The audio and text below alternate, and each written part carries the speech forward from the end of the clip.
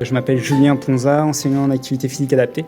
Avant de commencer, je voulais remercier du coup CMT France de m'avoir invité pour pouvoir présenter l'activité physique adaptée, et puis en particulier Martine aussi, fait quelques années qu'on travaille ensemble, et puis que me donner comme ça l'occasion de participer à des congrès comme ça, j'en suis très content.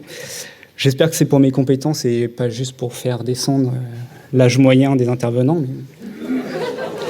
Alors, on va continuer.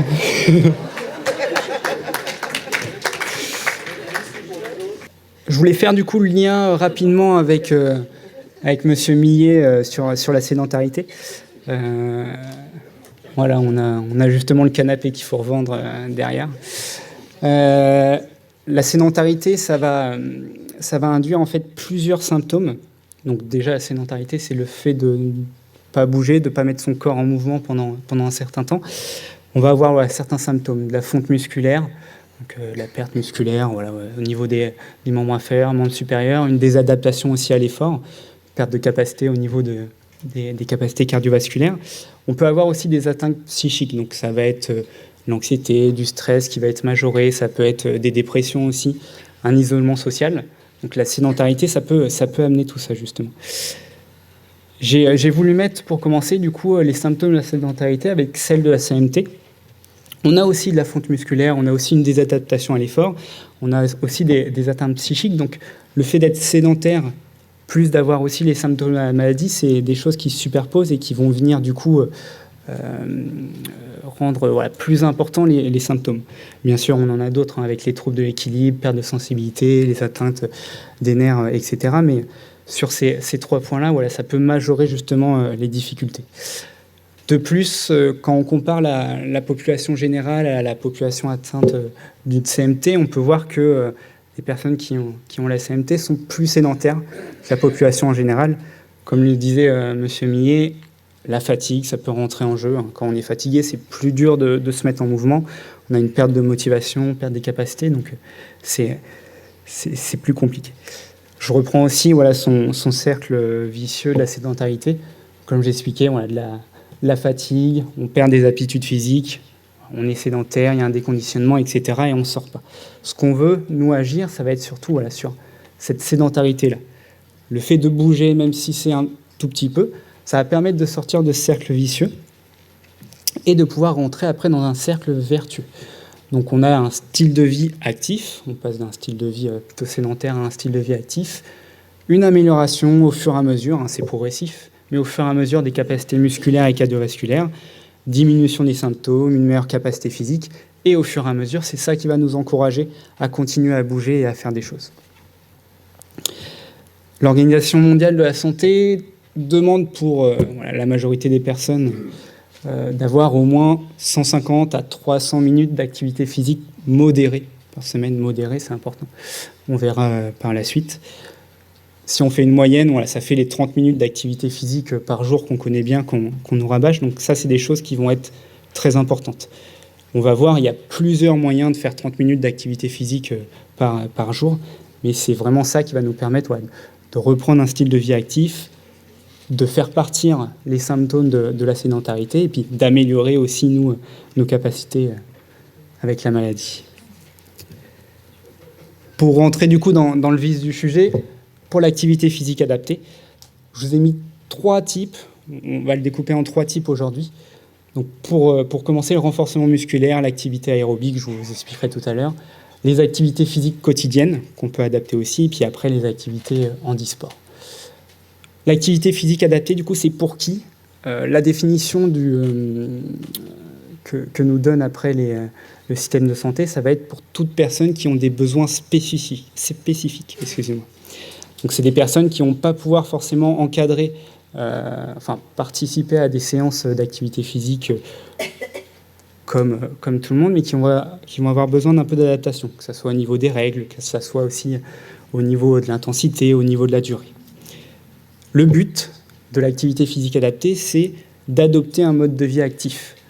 Donc, quel que soit le type d'activité, que ce soit de l'activité de loisir, que ce soit de l'activité récréative, du renforcement musculaire, que ce soit des activités qu'on peut faire dans la vie quotidienne, de l'handisport, quel que soit le moyen, le fait de bouger, c'est ce qui va nous permettre d'adopter un mode de vie actif et du coup d'adopter un mode de vie qui soit mieux pour notre santé. Par qui? Donc ça va être la grande question, on détaillera aussi un petit peu plus après. Il y a différents professionnels qui peuvent dispenser de l'activité physique adaptée. J'ai mis les enseignants à pas justement en premier lieu, c'est vraiment les professionnels qui vont être les mieux formés pour ça. Ils ont tout dans leur cursus qui sont orientés sur l'activité physique adaptée. Mais les kinésithérapeutes aussi peuvent vous faire des séances d'activité physique adaptée. Ils sont un peu moins formés, mais ils ont aussi des connaissances là-dessus, donc ça peut être intéressant. Les éducateurs sportifs, donc eux, ils vont être plus tournés vers un public qui a moins de difficultés. Ils ne vont pas être formés dès qu'il y a plus de difficultés, des troubles de l'équilibre, des gros déficits musculaires. Donc ça peut être intéressant en prévention sur des enfants ou des adolescents. L'ergothérapeute aussi peut dispenser de l'activité physique adaptée. Donc eux, ça va être sous différentes formes. Comme on avait vu ce matin pour les enfants, ils vont pouvoir adapter le quotidien, mais ils vont aussi pouvoir travailler sur des aptitudes musculaires, des aptitudes fonctionnelles, plus au niveau des membres supérieurs. Donc ils en sont capables aussi. Pour vous présenter du coup le renforcement musculaire. Donc, qu'est-ce que le renforcement musculaire? Je pense que tout le monde connaît. Ça va être des exercices en fait qui visent à accroître la force d'un individu ou ses capacités fonctionnelles, donc par l'aide de poids, l'aide de machines, de cordes. Quelque chose que j'ai pas mis, ça peut être aussi par l'aide d'aucun objet. On est soumis à la gravité. Par exemple, je me lève d'une chaise, c'est un travail aussi de renforcement musculaire. Donc ça peut être déjà une première approche qui est intéressante, un peu plus facile, avec moins de charge et qui peut être tout aussi bénéfique. Pour le renforcement musculaire, on va avoir différents types de contractions. Je vous les présente. J'ai marqué la contraction isométrique. Contraction isométrique, par exemple, ça va être quelque chose qui va venir utiliser les muscles sans forcément de mouvement. Par exemple, si je viens porter mes courses, je les emmène à la voiture, je vais avoir le sac à côté de moi, il ne va pas bouger et pourtant je vais le sentir au niveau des épaules. Ça va être une contraction isométrique. Contraction concentrique, pour que tout le monde voit, ça va être un rapprochement en fait, des fibres musculaires. Par exemple, je viens plier mon bras, j'ai une contraction concentrique. Contraction excentrique, après, ça va être justement le contraire de la contraction concentrique, ça va être un allongement des fibres. Je ne l'ai pas marqué ici parce que ça va être quelque chose qui va être plus compliqué pour les muscles, plus difficile. Ça peut être intéressant quand on a de l'expérience, quand on a plus de capacité. Si on veut reprendre l'activité physique, il vaut mieux se concentrer sur ces deux types de contractions. Ce qui est conseillé pour les personnes atteintes de CMT, ça va être de prendre des charges légères au début. Donc sans charge, comme je vous ai expliqué tout à l'heure, ou des charges légères. Je vous ai mis 50% de la NRM, c'est 50% en fait, du poids maximum que vous pouvez prendre. C'est compliqué à venir quantifier, c'est compliqué à venir tester quand on fait de l'activité physique seul chez soi. Donc on peut utiliser l'échelle que M. Minier nous a mis tout à l'heure. Une échelle entre 0 et 10. 0, c'est très très facile. 10, c'est très très compliqué. On essaye de rester dans des charges qui sont assez faciles pour nous, qu'on peut enchaîner au moins une quinzaine, une vingtaine de fois pour pas justement tomber dans la fatigue derrière. Ce qui peut être intéressant, on va avoir deux stratégies. Du renforcement musculaire donc de nos muscles dits faibles. Donc pour les CMT, ça va être les muscles dits distaux, donc ça peut être les mollets, ça peut être les releveurs de pieds, ça peut être les mains, les avant-bras. Ça peut être aussi intéressant de renforcer ces muscles fonctionnels. Donc tout ce qui peut nous aider, par exemple, à la marche. Quand on a du steppage, par exemple, on va avoir tendance à avoir la pointe de pied qui va venir frotter au sol. Donc on essaye de compenser ça par une flexion au niveau de la hanche. Donc ça peut être intéressant justement de renforcer les fessiers, de renforcer la flexion de hanche pour pouvoir compenser et pour pouvoir avoir une marche qui soit plus fonctionnelle, pouvoir marcher plus longtemps sans cette grosse fatigue. Je vous ai mis 15 à 30 minutes. Donc, le maître mot d'aujourd'hui, ça va être la progressivité de toute façon. Ce qu'il faut, c'est commencer doucement avec des faibles charges et après vous augmentez au fur et à mesure la durée, la charge. Donc vous pouvez commencer sur des séances d'une dizaine de minutes, ça sera très bien, et puis après, au fur et à mesure, vous augmentez. Vous voyez sur le moment, vous voyez le soir même, vous voyez le lendemain, comment je me sens, est-ce que je suis fatigué, est-ce que j'ai beaucoup de courbatures. Si tout va bien, je peux augmenter après au fur et à mesure. Pour ce qui est du travail aérobie, donc, ça va être un entraînement qui va être maintenu dans le temps, au contraire du renforcement musculaire où on est plus sur un mouvement qui va durer quelques secondes. L'entraînement, là, aérobie, c'est un exercice qui va être maintenu dans le temps. On va essayer d'améliorer l'endurance et les capacités cardio-respiratoires. Par exemple, le vélo, la marche, la course à pied, le vélo électrique. Je vous ai pas mis aussi, on le verra après, la marche nordique, etc. Je voulais parler du vélo électrique. C'est quelque chose qui va être très intéressant, le vélo électrique, pour des personnes qui ont des capacités musculaires qui sont un peu limitées. Le vélo va pouvoir justement aider à faire plus de distance, à aller plus loin. Moi, je fais du vélo souvent l'été dans les montagnes. Je me suis fait doubler énormément de fois par des vélos électriques, et c'est très bien justement. Ça permet à des personnes qui n'ont pas forcément les capacités de faire des grandes distances, d'aller dans l'école, d'être aidées et de pouvoir voir de nouveaux paysages, de nouvelles choses. Donc ça, c'est super intéressant. Une surveillance de la fréquence cardiaque. Donc pareil, assez compliqué. Vous avez des montres maintenant, des cardiofréquencemètres. Ça peut être utilisé comme ça. On peut prendre son pouls aussi. Ce qu'on conseille, c'est d'essayer de ne pas dépasser 85% de la fréquence cardiaque maximale. Au début, essayez d'être sur du 50%, 60% de la fréquence cardiaque maximale. Pour calculer votre fréquence cardiaque maximale, ça ne va pas être un test très précis, mais vous pouvez faire 220 moins votre âge. Une personne qui a par exemple une vingtaine d'années, sa fréquence cardiaque maximale, environ, ça ne va pas être très précis ce calcul-là, mais ça se situe aux environs de 200 battements par minute. Donc voilà, il va pouvoir travailler entre 110 120 battements par minute. Ça, c'est une bonne fréquence cardiaque d'endurance. Ça peut être un travail constant au début qui va être plutôt facile, plutôt tranquille pour pouvoir aborder l'activité physique. Et après, si on se sent à l'aise, si au fur et à mesure des semaines, des mois, on peut même faire du travail en fractionné. Donc ça veut dire du travail un petit peu plus intense, par exemple sur 1 minute un peu plus intense, de la marche un peu plus rapide, 1 minute de marche plus tranquille. Et ça vous permet de choquer un petit peu le corps. Le corps, il a besoin justement qu'on lui mette des choses différentes. Sinon, il s'habitue rapidement. Au niveau du temps, pareil, comme le renforcement musculaire, commencez doucement. Une quinzaine, dizaine de minutes de marche. Si ça, c'est votre capacité, vous commencez sur ça. Et après, au fur et à mesure, on essaye d'augmenter donc la durée et l'intensité. Augmenter la durée d'abord, garder une intensité assez faible, et puis après, au fur et à mesure, si vous vous sentez bien, là, vous pouvez augmenter l'intensité après. Pour les activités physiques quotidiennes. Donc du coup, ça, c'est des choses qui vont être très intéressantes aussi, en complément des activités de renforcement musculaire et des activités aérobies. C'est tout ce qu'on va pouvoir faire à la maison ou dans nos activités de la vie de tous les jours. Par exemple, les déplacements actifs. Aller faire ses courses, aller chercher son enfant à l'école. On peut le faire en marchant, ou alors on peut le faire en voiture, se garer un peu plus loin et puis avoir comme ça 5-6 minutes de marche, mais au moins que ça nous complète un peu nos 30 minutes d'activité par jour qu'on essaye de chercher. Monter les escaliers aussi, si on y arrive. Pareil, on peut monter un étage par les escaliers, prendre l'ascenseur après si besoin, ou essayer de tout faire. Les activités domestiques aussi. Jardinage, bricolage, activités ménagères, ça va être des activités physiques. Quand ça dure, c'est 20-30 minutes, c'est des mouvements, on va chercher en haut, on va chercher en bas, donc ça va être quand même intense et ça va nous permettre aussi de faire de l'activité physique.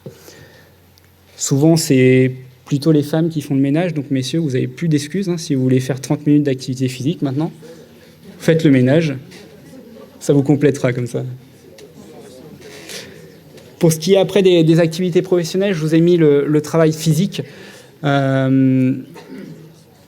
Toujours à modérer. Après, souvent, il peut y avoir des professions qui soient trop physiques et qui soient du coup assez compliquées au niveau de la fatigue, etc.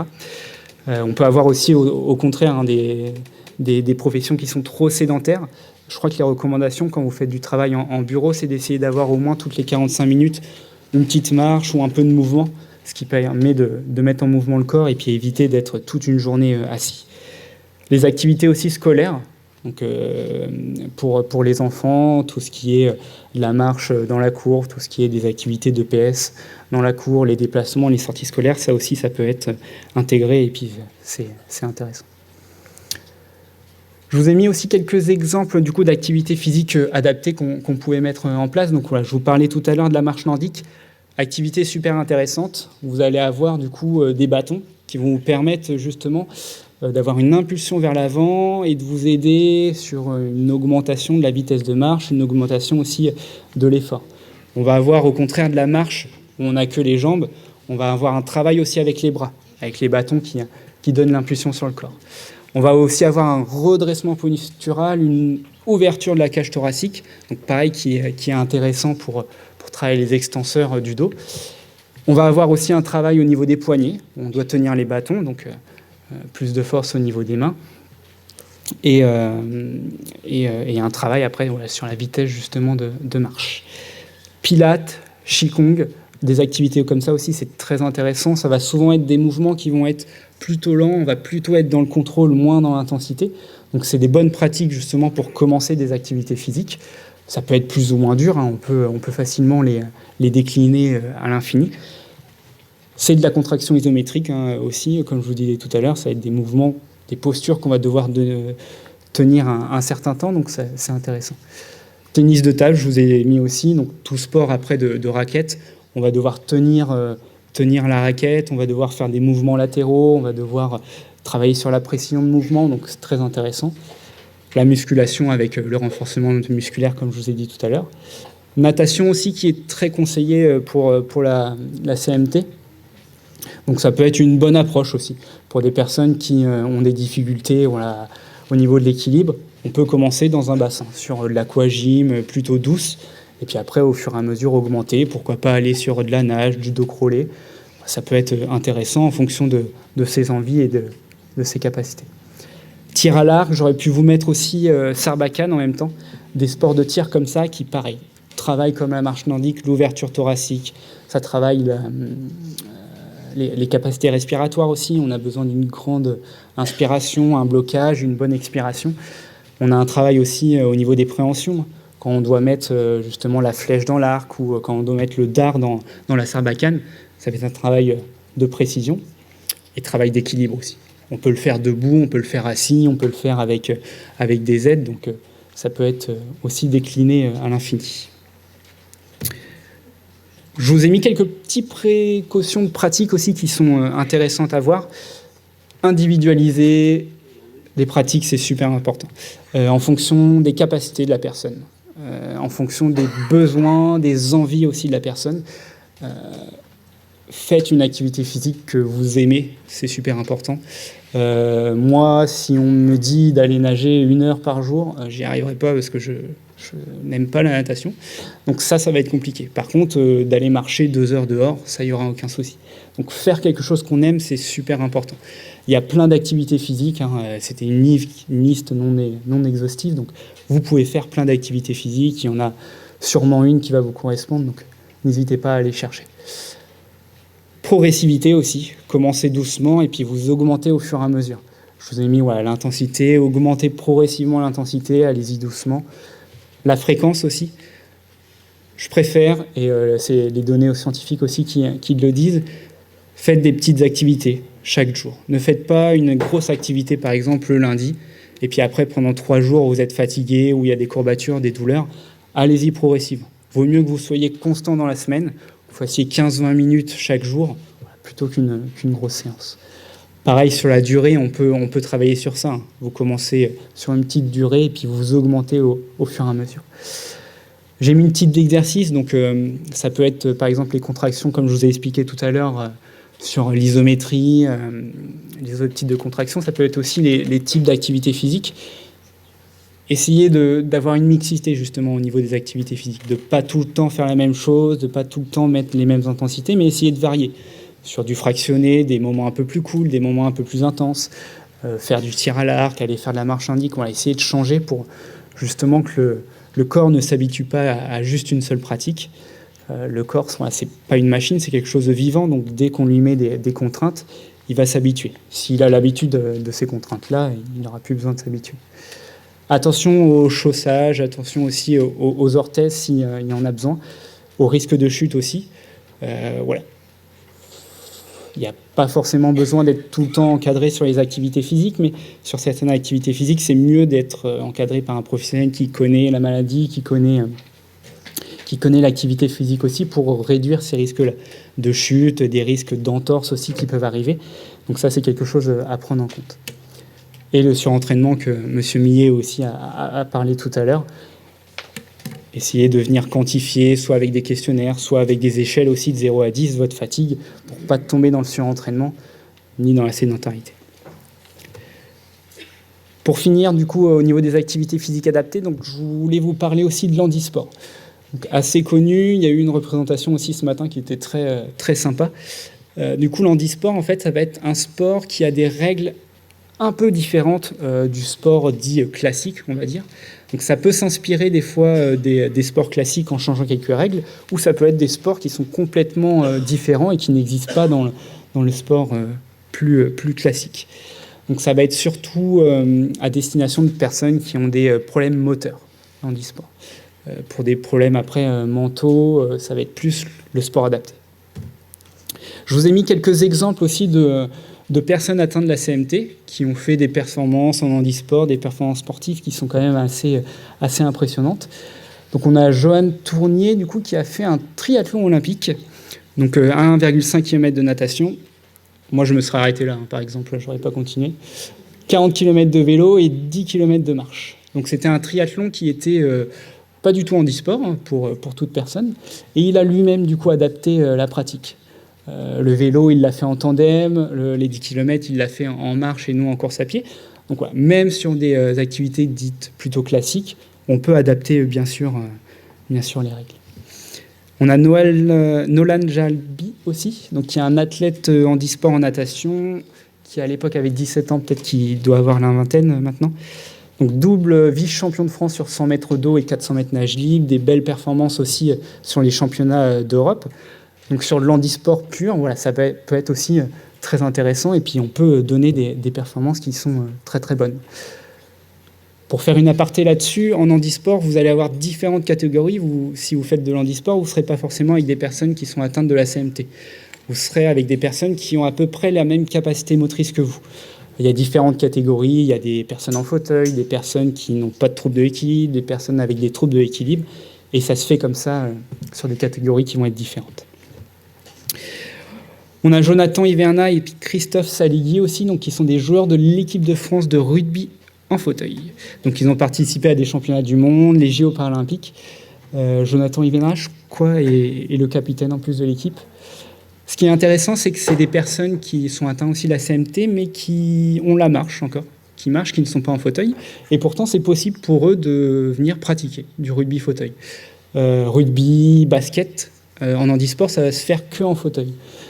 Et ils peuvent quand même participer à des choses comme ça. Ça leur fait aussi leur activité physique, parce que je peux vous dire que faire un match de rugby fauteuil, on en fait des kilomètres, et il y a des bras qui chauffent, donc ça peut être aussi une pratique très intéressante. Et en dernier, je voulais vous montrer Claire Supio, un peu connue. Donc ce qui est intéressant avec Claire, c'est qu'elle a été championne de France en papillon en 1980. Je crois qu'elle a fait les JO aussi de Séoul. En sport classique, donc pas du tout en handisport, et elle a été diagnostiquée, je crois, dans les années 2000, et elle a voulu continuer justement cette pratique-là de natation, donc elle a continué en handisport après, donc médaillée d'or aux Europes en 2018, bronzée aussi aux mondiaux sur 100 mètres et 50 mètres, donc on peut voir qu'il y a eu avant sur des activités classiques, des très belles performances. Elle a pu continuer aussi après sur le handisport. Donc c'est vraiment, on peut commencer par la pratique classique et puis après se tourner sur l'handisport.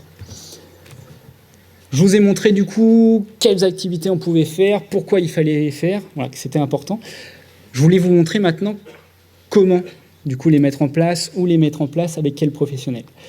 Depuis 2016, il y a eu un décret qui s'appelle le sport sur ordonnance, et qui va permettre en fait à votre médecin traitant, médecin généraliste et MPR, etc., de venir vous prescrire de l'activité physique adaptée, du sport sur ordonnance. Cette prescription, ça va vous permettre en fait de vous orienter après derrière vers différents organismes qui va vous prendre en charge justement en activité physique adaptée. Qui dit prescription dit possibilité d'avoir une prise en charge aussi financière. Pour l'instant, l'assurance maladie ne prend pas en charge, mais il y a beaucoup de prise en charge au niveau des mutuelles, par exemple. Quelles que soient les mutuelles, hein. Maintenant, l'avantage avec les mutuelles, c'est dès qu'il y en a une qui hausse un peu et qui rembourse un peu plus, les autres, au fur et à mesure des mois, s'adaptent à elle. Donc voilà, on est environ sur du 200, voire un petit peu plus par an en ce moment, donc ça peut être une bonne aide. Il y a des prises en charge aussi financières qui vont être faites par les villes, qui vont être faites par les régions. Donc ça peut aider aussi à la pratique. Cette prescription de sport sur ordonnance, ça va être pour les personnes qui sont en affection de longue durée. Donc voilà, orienté vers ces personnes-là. Donc avec cette prescription-là, on peut aller dans des centres qui vont permettre de nous orienter. Les maisons sport santé, créées en 2019-2020, si mes souvenirs sont bons. En fait, ça va être des lieux qui vont avoir différents objectifs. Un premier critère, ça va être que ça va être des lieux vraiment physiques, où vous allez pouvoir y aller. Ils vont avoir comme but, en fait, de venir vous bilanter. Donc, ils vont pouvoir vous faire des tests physiques. Normalement, il y a un médecin, il y a aussi un enseignant APA qui va pouvoir vous faire justement ces bilans-là, des tests physiques, et qui va pouvoir après voir avec vous ce que vous voulez faire, quel sport vous avez envie. En fonction des tests, lui, qu'est-ce qu'il pourrait vous conseiller comme exercice, comme activité physique aussi, pour améliorer vos capacités. Donc ça va être intéressant à ce niveau-là. Ça peut être aussi des lieux de prise en charge. Ils peuvent proposer des séances aussi d'activité physique adaptée. Et ça peut être, et surtout, moi, c'est ce que je trouve important, ça va être des lieux aussi d'orientation. Ça va être des structures, en fait, qui vont connaître très bien l'environnement autour d'eux, qui vont avoir beaucoup de contacts sur des associations, sur des structures APA, et qui vont pouvoir justement faire le lien avec elles pour que vous puissiez vous inscrire et puis pour que vous puissiez aussi pratiquer. Là, ça fait 3-4 labellisations, donc il y a beaucoup de maisons sport santé en France aujourd'hui. Je vous en ai noté quelques-unes, je ne suis pas du tout de Marseille, moi, mais il y en a plusieurs à Marseille. Donc, vous avez le Stade Marseillais Université Club, qui, de ce que j'ai recherché, est plus sur la prise en charge. Donc, ils font pas mal d'activités. Je crois qu'il y a du rugby, je crois qu'il y a du pilate, de la marche nordique. Donc, voilà, ils sont pas mal dans des activités comme ça. Vous avez Provence en forme, donc qui est plus là sur l'orientation, sur de la formation aussi. Donc, ça peut être intéressant d'aller les voir. Et puis, la PHM aussi, qui a cette labellisation-là de maison sport santé, qui doit aussi pouvoir vous permettre de vous orienter, de vous bilanter, etc. Page très intéressante, qu'il n'y a pas dans toutes les régions. Vous avez Mon Sport Santé PACA. Donc c'est un site en fait internet, vous marquez ça, je pense que vous le trouvez assez facilement, qui va venir recenser en fait toutes les maisons sport santé, toutes les structures aussi d'activité physique adaptée, tous les professionnels libéraux APA, voilà, tous ceux qui pratiquent d'activité physique adaptée ou qui font du sport sur ordonnance. Donc voilà, en fonction d'où vous habitez, ça peut être à Marseille, Aix-en-Provence, vous allez avoir vraiment toutes les structures qui vont être autour, donc ça peut être intéressant de voir ce qu'il y a le plus près de chez soi, ou de voir aussi, si je veux un sport en particulier, voir ce qu'il peut avoir dans ma région. Donc ça, c'est vraiment quelque chose de super intéressant et qu'on n'a pas dans toute la région.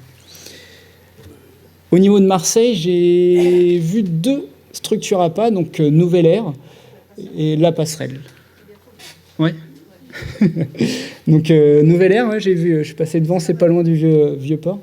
Donc voilà, 2 structures APA avec des enseignants en activité physique adaptée, du coup, qui interviennent dedans. Donc là, vous avez vraiment des professionnels qui sont formés à l'APA, qui connaissent aussi votre maladie. Donc ça va être vraiment des prises en charge qui vont être individualisées et super intéressantes.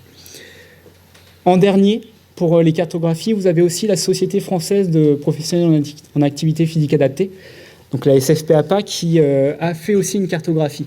Donc là, ça va être vraiment que des enseignants en activité physique adaptée, libéraux, des structures. Donc pareil, même principe que Sport Santé PACA. Vous êtes dans une zone, vous pouvez cliquer, vous pouvez voir quel professionnel c'est, dans quoi il est spécialisé et ses horaires, etc. Donc ça peut être intéressant si vous cherchez des professionnels pour vous encadrer. Pour conclure, du coup, il y a un intérêt énorme de l'activité physique adaptée pour les personnes atteintes de la CMT, voilà, lutter contre la sédentarité, améliorer aussi vos capacités sur les muscles qui sont faibles, vos capacités générales pour améliorer la marche, améliorer l'équilibre et améliorer aussi votre qualité de vie, surtout. Énormément d'activités physiques adaptées qui existent. Voilà. Il y en a plein, ils sont déclinables presque à l'infini, donc essayez de trouver celle qui vous plaît, vraiment. Ça, c'est important, c'est ce qui permet que ça dure dans le temps. Si on fait une activité physique pendant quelques semaines et qu'on arrête, après, ça a moins d'intérêt que quelque chose qu'on va garder dans le temps et puis qui va durer quelques années. Beaucoup d'acteurs qui font de l'activité physique adaptée, essayez de choisir les bons acteurs pour vous, vos objectifs, ce que vous voulez faire. Sur Marseille, vous en avez pas mal, donc n'hésitez surtout pas à vous rapprocher d'eux. Un frein après au sport sur ordonnance, c'est le peu de prescriptions. Je crois qu'il y avait seulement 10% des personnes qui étaient en ALD qui avaient une prescription de sport sur ordonnance. Donc ça, c'est un frein. Donc, ça peut être un frein des médecins qui n'ont pas forcément la connaissance, un frein aussi sur le peu de structures qu'il y avait pour accueillir aussi les patients. Donc c'est des choses qui vont se développer au fur et à mesure et qui vont permettre après d'augmenter votre activité physique. Donc voilà, bougez, faites des choses, profitez et puis prenez du plaisir surtout. Merci beaucoup.